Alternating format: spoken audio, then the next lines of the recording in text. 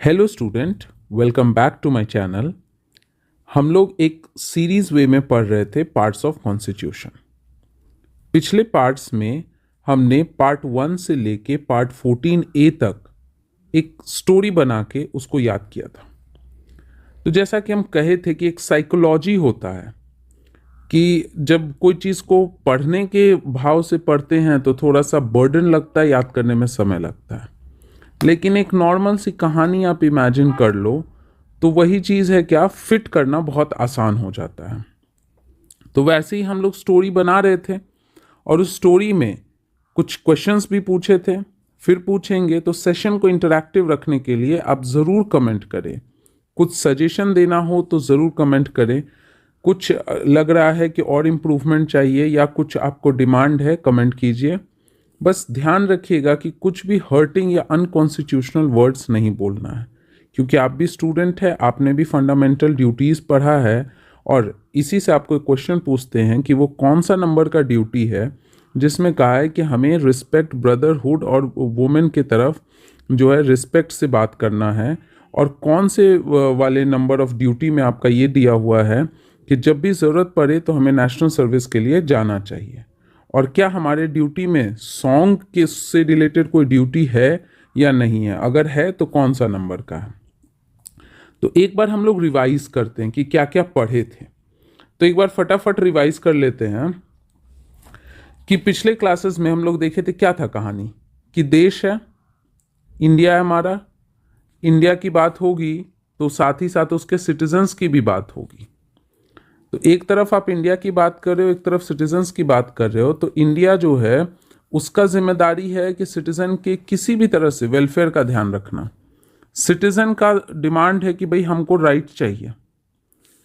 तो India government ने कहा कि ठीक है, आप अपने ड्यूटीज को भी निभाइए। तो देश अगर आपके वेलफेयर के लिए सोच रहा है, सिटीजन अपना हक मांग रहा है, तो सिटीजन को अपना ड्यूटी भी परफॉर्म करना पड़ेगा। तो इसी से क्या था आपका कि पार्ट 1 था India and it's territory, part 2 था आपका सिटीजनशिप, पार्ट 3 था, जब भी लोगों की बात होगी ना तो सबसे पहले तो देश का बात कर दिए, उसके बाद लोगों पे बहुत फोकस करेंगे, फिर वापस से हम लोग आएंगे कि लोगों का कैसे ख्याल रखना है। तो देश का बात करने के बाद हम लोग अब पूरे इंसान जो वहाँ रह रहे हैं सिटीजन्स, उनके लिए अब क्या क्या ज़रूरी है एक एक करके बात करेंगे। तो वहाँ के नागरिकों ने कहा कि हमें अपना हक चाहिए। तो गवर्नमेंट ने कहा कि ठीक है, हक भी मिलेगा, तुम्हारे वेलफेयर के लिए भी हम काम करेंगे, बस साथ में तुम क्या करो, अपना ड्यूटीज निभाओ। तो चलो, ये हो गया था हमारा पार्ट 1, ये हो गया था हमारा पार्ट 2, ये हो गया था हमारा राइट, हो गया था part 3 welfare DPSP, part 4 directive principles of state policy, policy बनाते वक्त कुछ डायरेक्टिव्स देना है। एंड ड्यूटीज बहुत ज़्यादा नहीं, क्योंकि ड्यूटीज ये अज्यूम किया जाता है ना, ह्यूमन है जिनके पास सेल्फ कॉन्शियसनेस है, उनको पता है कि क्या बेसिक ड्यूटी करना है खुद के लिए, लोगों के लिए और देश के प्रति। तो एक अलग से पार्ट ना देके पार्ट 4A दे दिया। अब कहा कि ठीक है, रन तो करना पड़ेगा ना, तो देश को चलाने के लिए किसका जरूरत पड़ेगा, गवर्नमेंट का। अब इंडिया क्या है तुम्हारा, क्वासी फेडरल नेचर का है ऑलमोस्ट, मतलब फेडरल कैरेक्टर भी है, साथ ही साथ यूनिटरी भी है, यूनिटरी की तरफ थोड़ा सा इंक्लाइंड है। तो कहा कि जब फेडरल कुछ है तो ऑब्वियसली क्या है कि जब फेडरल का सबूत है तो कुछ सेंट्रल लेवल पे होगा, कुछ आपका स्टेट लेवल पे होगा, कुछ उससे भी छोटे लेवल रीजनल लेवल पे होगा। लाइक आपका हो गया लोकल गवर्नमेंट, कि हम पंचायत म्यूनिसिपैलिटी को कहें लोकल लेवल पे, छोटे छोटे लेवल पे, क्योंकि गांधी जी थे फ्रीडम फाइटर हमारे देश के, और उनका ये सपना था कि एकदम ग्रास रूट लेवल डेमोक्रेसी लाना है।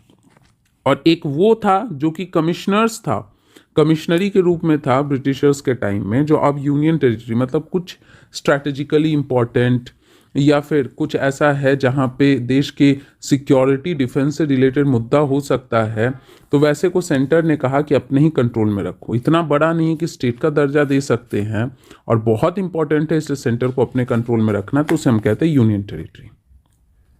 तो भाई सेंट्रल वाला गवर्नमेंट क्या था, पार्ट 5 में आ गया था। स्टेट वाला किस में आ गया था, 6 में आ गया था। 7 वाला आप सबसे क्वेश्चन पूछे थे, 7 वाला क्या था आपका, डिलीटेड, जो था ना कि जो स्टेट्स डिवीजन के टाइम में जब पार्ट बी में रखा गया था तो उस वाले सेक्शन को हटा दिया गया था। तो पार्ट 7 डिलीट हो गया, पार्ट 8 आपका यूनियन टेरिटरी से रिलेटेड था, एंड पार्ट 9 पूरी तरह से क्या था आपका लोकल गवर्नमेंट, लोकल लेवल पे, जिसमें 3 था, एक पंचायत था, एक आपका म्यूनिसिपैलिटी था, एक कोऑपरेटिव सोसाइटी। 9A, और ये बहुत बड़ा बड़ा नहीं है, बहुत ज़्यादा सब्जेक्ट्स नहीं है, तो अलग पार्ट देने के बजाय 9 में ही सब पार्ट्स कर दिए। 9B हो गया म्यूनिसिपैलिटी, सॉरी 9 हो गया आपका पंचायत, माय मिस्टेक बच्चों, 9 हो गया आपका पंचायत, 9A हो गया म्यूनिसिपैलिटी, और B हो गया कोऑपरेटिव सोसाइटी। अब जो B है कोऑपरेटिव सोसाइटी किस अमेंडमेंट से आया है, फिर से एक बार आपसे क्वेश्चन पूछते हैं, बताइए कमेंट सेक्शन में। अब इतना जब हो गया तब फिर आया क्या आपका कि कुछ एरियाज जहां पे प्रिमिटिव लोग हैं, जिनके कैरेक्टर को भी कंजर्व करना है बट उनके डेवलपमेंट को का भी ध्यान रखना है, तो ऐसे एरियाज को हम कहते हैं scheduled areas and tribal areas. तो इनका भी क्या करना है, ध्यान देना बहुत इंपॉर्टेंट है कि जैसे आप नागरिक की बात कर रहे हो, जैसे आप देश की बात कर रहे हो, इन दोनों की बात हो गई, गवर्नमेंट की बात हो गई, तो ज़रा इनका भी ध्यान रखते हैं। तो इसको एकदम अलग से सेपरेट, देश के जिस जिस जगहों पे शेड्यूल एंड ट्राइबल एरियाज है वो सारा डील होगा किसमें, पार्ट 9 में। फिर आता है कि चलिए इतना बात तो हो गया, इंपॉर्टेंट एरियाज का बात हो गया, सेंटर स्टेट का बात हो गया, तो अब थोड़ा आपस में रिलेशन का भी बात कर लेते हैं कि क्या इनके बीच में रिलेशन कैसा होना चाहिए, कैसे कोऑपरेशन आएगा, कैसे एफिशिएंट होगा, कैसे डेवलपमेंट होगा। तो ये आ गया था आपका किसमें, पार्ट 11 में। उसके बाद आता है कि चलो ये तो हो गया क्या, अभी तक हम लोग अभी तक क्या बात किए, मोस्टली स्टेट, पीपल और इनके बीच का हम गवर्नमेंट का स्टैब्लिशमेंट का बात किए, गवर्नमेंट के स्टैब्लिशमेंट की कि कैसे कैसे हम लोग स्टैब्लिश करेंगे। अब थोड़ा सा क्या करेंगे, पैसे का बात करेंगे।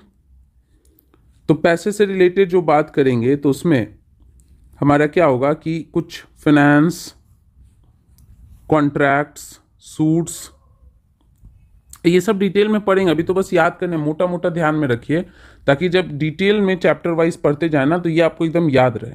तो इंडिविजुअल पार्ट नहीं याद करना हो, बस उसके डिटेल को, मतलब है कि पैसे से रिलेटेड मैटर्स है, गवर्नमेंट का दूसरे के साथ क्या कॉन्ट्रैक्ट है, किस तरह का फाइनेंशियल रिलेशन है, ये सारा बात जो है आपका डील होगा अगले पार्ट में। और उसके बाद ट्रेड, कि इंटरनेशनल, नेशनल, डोमेस्टिक, सेंट्रल वाला कौन से ट्रेड में एंगेज हो सकता है, स्टेट वाला, उससे रिलेटेड कुछ सब्जेक्ट है। तो बहुत इंपॉर्टेंट मुद्दा है, इसीलिए ये दोनों ही बिल्कुल अलग अलग पार्ट में आपका डील किया गया है। ये डील किया गया है पार्ट 12 में, ये डील किया गया है पार्ट नंबर 13 में। फिर आए कि चलो ठीक है, गवर्नमेंट का सेटअप भी हो गया, लोगों के हक की भी बात हो गई, वेलफेयर की भी बात हो गई। अब आता है क्या हमारा कि ये सब तो हम लोग कर लिए, अब इसके बाद आता है कि जॉब वगैरह, सर्विस सेक्टर, सर्विसेज।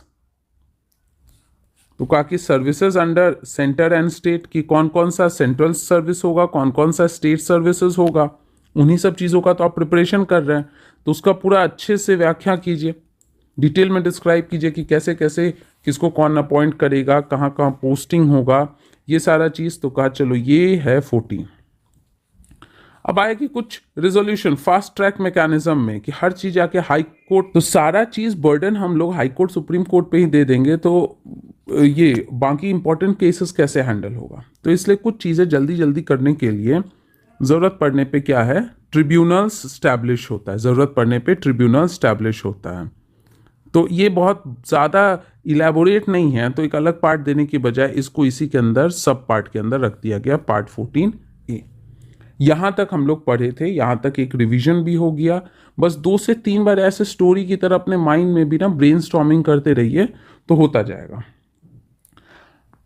तो सर्विसेज वगैरह क्या है, और फिर हाई कोर्ट, सुप्रीम कोर्ट का बर्डन कम हो सके, जल्दी जल्दी कुछ मामलों को डिस्पोज कर दिया जाए, तो उसके लिए जैसा रिक्वायरमेंट होगा, लाइक इनकम टैक्स का या आर्म्ड फोर्सेस का, उसके अकॉर्डिंगली तुम्हारा क्या है, ट्रिब्यूनल्स वगैरह सेटअप होता है। और ये बहुत बड़ा प्रोविज़न नहीं है, इसलिए उसी पार्ट में 14A में ही 14 के ए में डाल दिया गया ट्रिब्यूनल्स। अब ये तो हो गया कि ठीक है गवर्नमेंट होगा, बात हो गई, गवर्नमेंट होगा और साथ ही साथ इसका मतलब एक ऑफिस होगा, और जहां ऑफिस है इसका मतलब वहां क्या होगा, ऑफिशियल। मोनार्की तो है नहीं कि अपने मन से चलाएंगे। तो यहां जरूरत पड़ा कि गवर्नमेंट कैसा होगा, मोनार्कियल होगा कि डेमोक्रेटिक इलेक्टेड होगा, तो भाई हमारे कॉन्स्टिट्यूशनल फ्रेमवर्क्स ने कहा कि नहीं, मोनार्कियल ठीक नहीं होगा, बहुत सह चुके हम लोग, इलेक्टेड गवर्नमेंट होगा।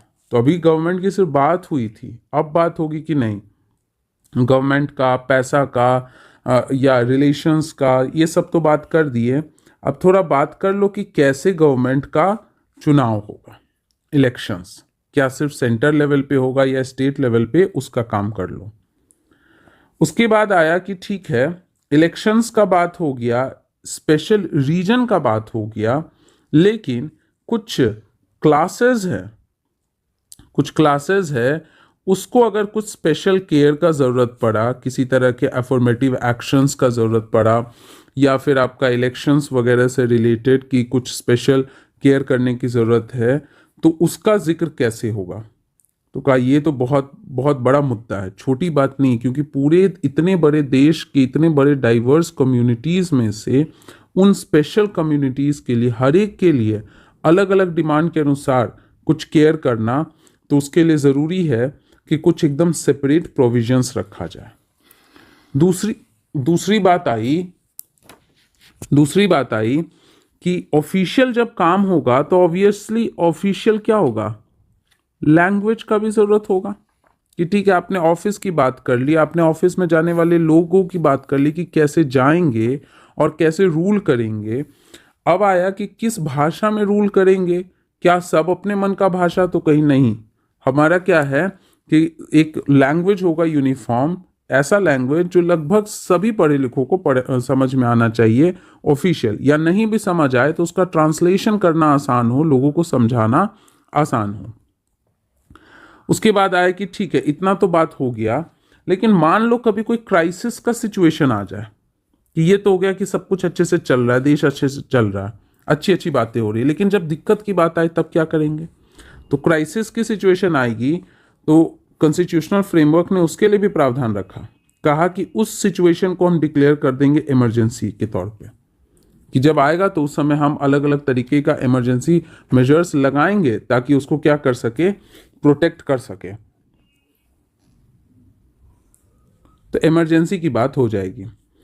उसके बाद आया कि ठीक है, कुछ स्पेशल प्रोटेक्शन, कुछ रिलेशन, ऐसा मतलब कुछ जो छिटपुट बच गया, जो बाकी जगह नहीं काउंट हुआ, उसको भी आप क्या है रख लीजिए, लेकिन इसको हम हेडिंग रख लेंगे किसमें, मिसलेनियस में। क्राइसिस की जब बात हो गई तो अब जरूरत पड़ेगा क्या, कि adaptation according to changing society, कि हमने देश, नागरिक, उनके लिए प्रोविजंस, गवर्नमेंट का इलेक्शन कैसे होगा, आपस में क्या रिलेशन होगा, फाइनेंस, ट्रेड, सब कर लिए। तो अब कहीं ज़रूरत पड़ा कि कोई भी प्रोविजन को सिचुएशन के अनुसार चेंज करना हो, तो क्या उसके लिए है कोई ये प्रावधान। तो कहा कि हाँ बिल्कुल है, उसके लिए हम रख दिए हैं किस चीज़ का, अमेंडमेंट। तो हमारे जो कॉन्स्टिट्यूशनल फ्रेमवर्क थे वो कितने फ्यूचरिस्टिक प्रोस्पेक्ट के साथ बनाए थे, कि हर चीज़ का उन्होंने जो है ऑप्शन रखा था, ऐसा नहीं कि हम जो बना दिए वही पत्थर की लकीर हो गई। तो इसका भी काम रखे और कहा कि चलो कुछ अगर कोई टेम्पररी चेंजेस की ज़रूरत पड़ेगी या कुछ स्पेशल प्रोविज़न का ज़रूरत पड़ेगा, तो उसका भी हम लोग ध्यान रखेंगे कि टेम्पररी वगैरह सिचुएशन पे, जैसे कुछ स्पेशल प्रोविज़न फॉर स्टेट्स था, जैसे जम्मू कश्मीर भी पहले था बट अब उसको हटा दिया गया है। आपको बताना है कि कौन से अमेंडमेंट में, किस ईयर में, या अमेंडमेंट नहीं हुआ था, सिर्फ एग्जीक्यूटिव रेजोल्यूशन पास हुआ था, ये आपको कमेंट सेक्शन में बताना है। एंड लास्टली कि कुछ लोगों की शिकायत थी कि व्हाट अबाउट हिंदी, कि इंग्लिश एज ऑफिशियल लैंग्वेज ले लिए बट हमारे देश का नाम भी लोग हिंदुस्तान कहते हैं, तो जो ऑफिशियल ऑर्डर्स वगैरह है, शॉर्ट टाइटल्स है या अथॉरिटेटिव टेक्स्ट है, क्या उसको हिंदी में ट्रांसलेट किया जा सकता है कि नहीं। क्योंकि होता है ना कि जहाँ पे बहुत सारे लोग, जैसे नॉर्थ इंडिया में बहुत सारे लोग हिंदी के डिमांड में थे, फेवर में थे, तो अलग अलग जगह अलग अलग डिमांड हुआ, तो सारे स्टेट्स ने अपने हिसाब से लैंग्वेज जो है चूज़ कर लिया, और सेंटर ने कहा कि चलो ठीक है, अगर ऐसा ज़रूरत पड़ा तो जो भी आपका इंग्लिश है उसके ट्रांसलेशन को हिंदी में भी अवेलेबल किया जा सकता है। तो ये आपका क्या था कि यहाँ से 14 ट्रिब्यूनल्स तक तो हो गया था, रिवीजन पिछले क्लास में पढ़े थे, अभी रिवाइज कर लिया। इलेक्शन पार्ट 15, स्पेशल पार्ट 16 हो गया, लैंग्वेजेस पार्ट 17। बस रिवाइंड करके एक बार क्विक जो है ना 2x पे भी आप क्विकली ये स्टोरी दिमाग में बैठा सकते हैं। उसके बाद हो गया emergency part 18, miscellaneous part 19, change करना है तो part 20, temporary and special provision part 21 and Hindi part 22। तो इतने पार्ट्स हो गए। अब आपको बस सिंपली क्या है कि एक क्विक रिवीजन करना है। तो क्या था, देश था, उसके नागरिक थे, उनके पहले बेसिक नेसेसिटी की बात की गई कि हम आपके वेलफेयर की बात करेंगे, हम आपके वेलफेयर की बात करेंगे, आपके हक की बात करेंगे, आपकी ड्यूटीज़ की। फिर बात हो गई किसकी, गवर्नमेंट की। फिर बात हो गई किसकी, इलेक्शन की। फिर बात हो गई किसकी कि अगर क्राइसिस होगा तब क्या करेंगे, और सिचुएशन के अनुसार कुछ चेंजेस करना है कि नहीं करना। इसी 5 की पॉइंट पे हमारा स्टोरी रिवॉल्व कर रहा था। सबसे पहले बेसिक नेसेसिटी, हक, उसका ड्यूटी, देश, नागरिक और उसके वेलफेयर की बात। फिर गवर्नमेंट आया तो central government, union territory, state government, local government और कुछ स्पेशल एरियाज। अब यहाँ पे कंफ्यूज नहीं होना, आपका 3 बार स्पेशल वर्ड आया है। जैसे पार्ट 21 में आया था special provisions, transitional and temporary special provisions. तो वो टेम्पररी नेचर का है कि कुछ स्टेट में कुछ टेम्पररी वे में कुछ डेवलपमेंट करने की ज़रूरत है, तो उसके लिए।